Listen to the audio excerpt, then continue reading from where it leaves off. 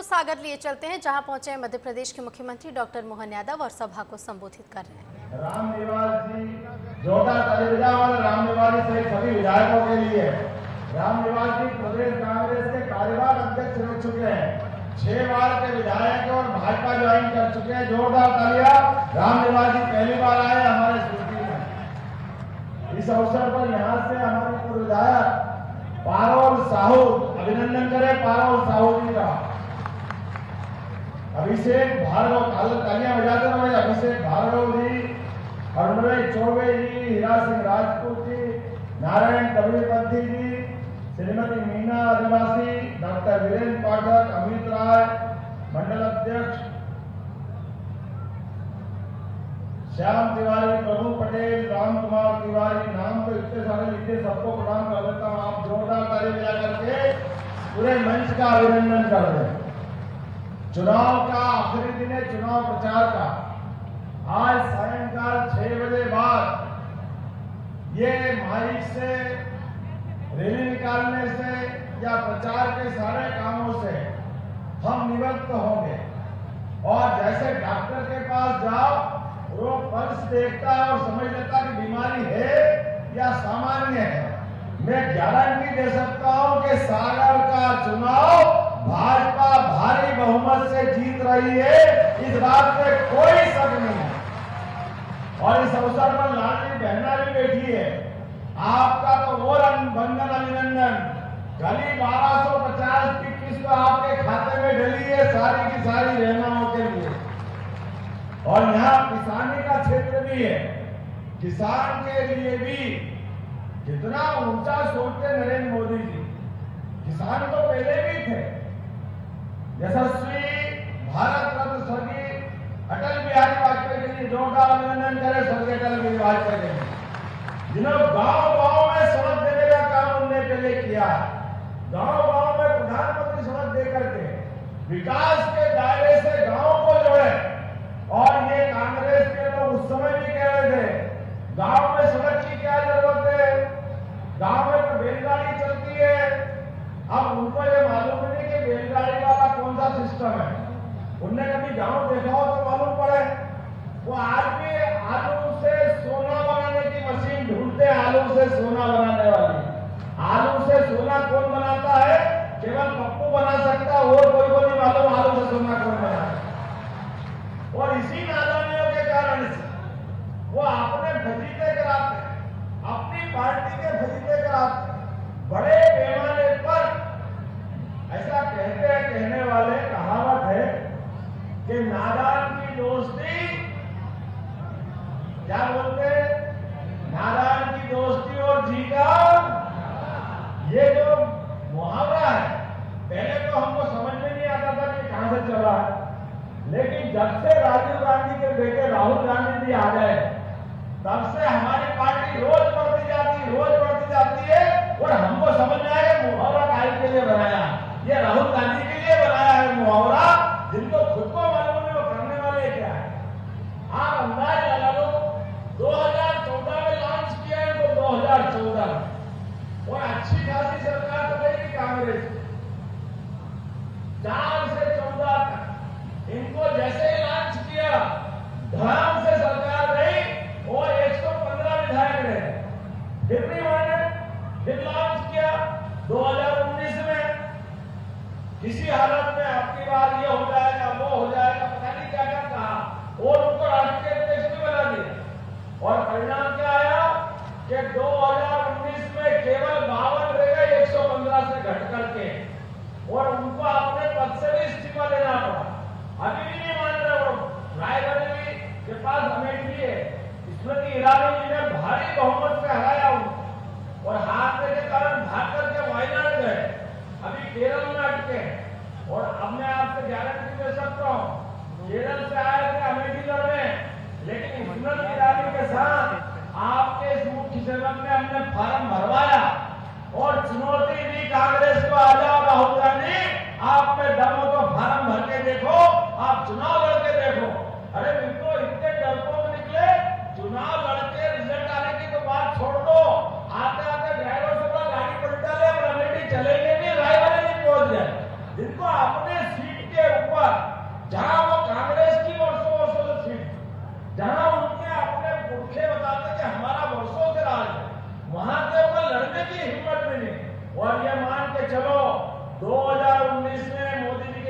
जो बोला था उनने अपनी कीमत चुकाई। केवल 52 लोग एक बस की सवारी ले गई और अब फिर चुनाव हो रहा है।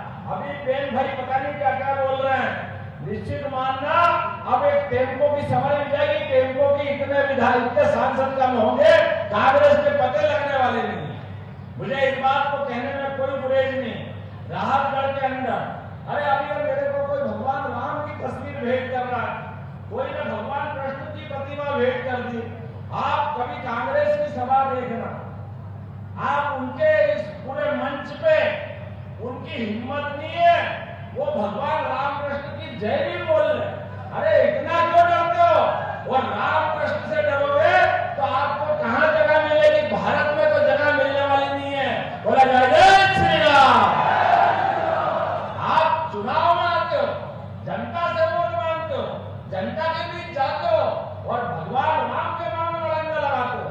आप बताओ, रोज नाटक करते हैं, पता नहीं क्या क्या सोचते हैं। ये माता बहनें हमारी बेटी, इन माता बहनों के लिए कांग्रेस के नेता, प्रदेश के अध्यक्ष चलते चुनाव में बहन इमरती देवी के लिए कितना गंदा शब्द का उपयोग करते हैं। कभी कोई सोच नहीं सकता बहन बेटी के लिए इज्जत ये होना चाहिए, लेकिन वो सरेआम इज्जत उछालते हैं। और उनके बड़े बड़े नेता कमलनाथ, दिग्विजय सिंह, ये भी महिलाओं को कोई आइटम बताता, कोई कंचमाल बताता, कोई रस ढूंढता है। ये बहन बेटी की इज्जत करने का सवाल है।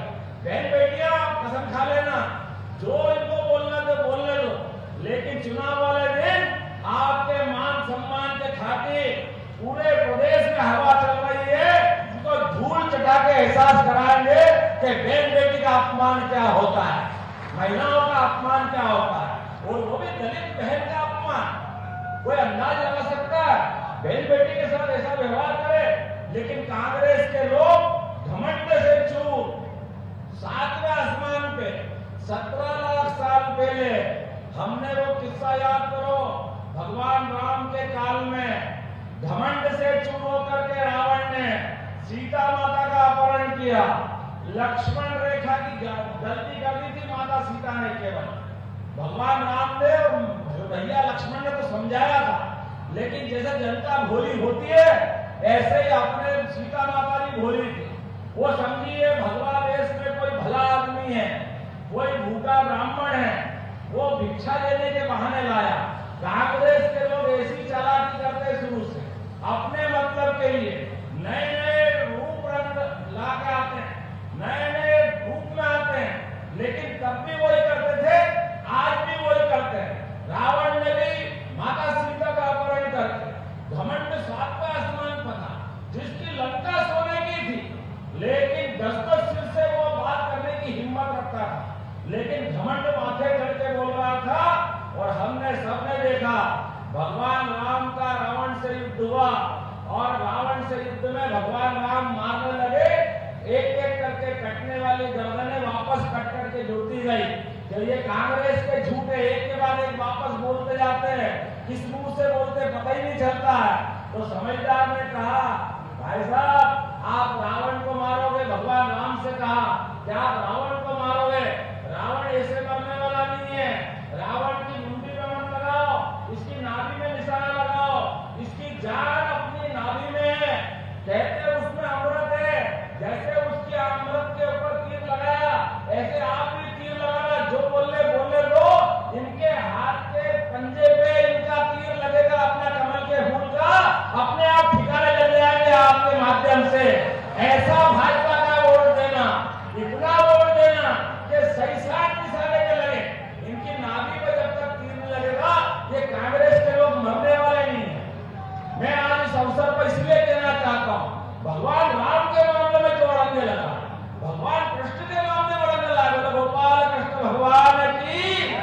अरे हमारी भी सरकार बनी, सरकार इनकी भी बनी, लेकिन कभी 70 साल तक भगवान राम अयोध्या में पैदा ही नहीं हुए। किसने देखे थे? कहां देखे थे?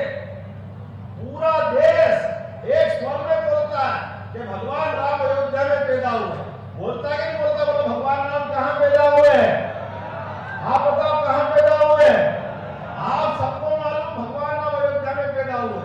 नहीं मालूम तो एक बार कांग्रेस को मालूम नहीं कि कहां पैदा हुए। वो पता नहीं इस देश में रहते कि अमेरिका में रहते, वो आज भी उनने शपथ पत्र दिया। भगवान राम कहाँ पैदा हुए हमने तो देखा ही नहीं, हम नहीं मानते। और ये कहते हैं कि भगवान राम का मंदिर बन गया, घर में भगवान मुस्कुराने लग जाए। अब इनको लगा गलती हो रही, क्या हमारे भी राम, हमारे भी राम। अरे इनसे कहना कि भैया तुम्हारे राम है तो बताओ 22 जनवरी के दिन भगवान राम का गर्भ में प्रवेश हुआ, ये आज अपनी 5 मई हो गई।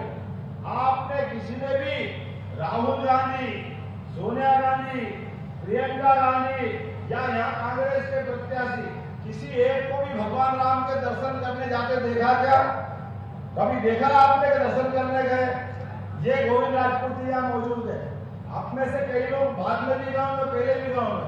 मैं अपने मंत्रिमंडल के साथ हवाई जहाज लेकर के सब पत्नी हम दर्शन करके आए। बोला जाइए अरे तुम भगवान राम से इतनी नफरत क्यों करते? आपका भगवान राम ने क्या बिगाड़ा?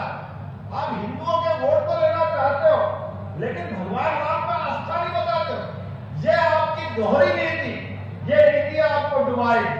इसी कारण से कांग्रेस का लगातार नुकसान हुआ। और भगवान राम छोड़ो, ये शिक्षा नीति में भी अंग्रेजों ने पहली बार 1832 में शिक्षा नीति लागू की और उसमें उन्होंने ग से गणेश जी पढ़ा रहे पहले देश में, लेकिन अंग्रेज के बाद कांग्रेस ने ग से गणेश के बजाय गधा कर दिया। ये ग से गधा सिखाएंगे बच्चों। हमें इस बात की प्रसन्नता है, यशस्वी प्रधानमंत्री के लिए जोरदार अभिनंदन करो। 2020 में नरेंद्र मोदी जी ने नई शिक्षा नीति लागू की और हमने मध्य प्रदेश में सबसे पहले लागू की। अब हम अपने वापस ग से गणेश जी का अपना स्थान देंगे और गधे को गधे का स्थान आप दोगे, हम नहीं देने वाले हैं। बोला देने वाले हो कि नहीं देने वाले हो? तो आज अपने बीच में आने वाले समय में आप और हम सब मिलकर के विकास के मामले में बात भी कर लें। मेरी सरकार बनी, सरकार बनने के बाद केवल 100 दिन के अंदर हमारी सरकार ने कुछ निर्णय किए। निर्णय क्या किए वो आपके सामने है। हमने कहा कि हर जिले के अंदर एक एक्सीलेंस कॉलेज खुलना चाहिए।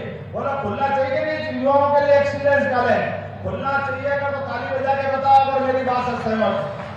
नए दौर के नए समय में हमारे बच्चों को पढ़ने की व्यवस्था होना चाहिए। और आप तो और सौभाग्यशाली हो, सर हरि सिंह गौर के समय से विश्वविद्यालय खड़ा यहाँ, वही कारण से वो छतरपुर चला गया तो यहाँ के बच्चे परेशान थे। हमने रानी अवंतीबाई लोधी के नाम पर एक विश्वविद्यालय खोल के सागर को सौगात दी है। बोला अवंतीबाई की अपने विद्यार्थियों के लिए हम नहीं करेंगे तो कौन करेगा? हमने दूसरा काम किया, हर जिले के अलग अलग आकलन कर रहे हैं। जिन जिले में संभावना रहेगी वहां उद्योग धंधे के लिए बड़े पैमाने पर इन्वेस्टर सबमिट कराएंगे, काम धंधे की व्यवस्था खोलेंगे और जेल पेपर नदी लिंक योजना के माध्यम से 45,000 करोड़ से आपका ये पूरा बुंदेलखंड का बेल्ट। नरेंद्र मोदी जी को जोरदार अभिनंदन करो, ताली बजा करके। ये बड़ी सौगात नरेंद्र मोदी जी के माध्यम से मिली। ये पूरा क्षेत्र पानी के अभाव में, पीने का पानी या खेत में पानी, ये सारा संकट मिटेगा।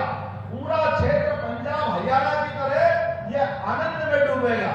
इतना ही नहीं, आने वाले समय में आयुष्मान कार्ड किस किस ने बनाया? हाथ खड़े करा जिसने आयुष्मान कार्ड बनाया। आप जिनके भी बने वो भी बनवा लेना। हमारी सरकार ने एक फैसला किया है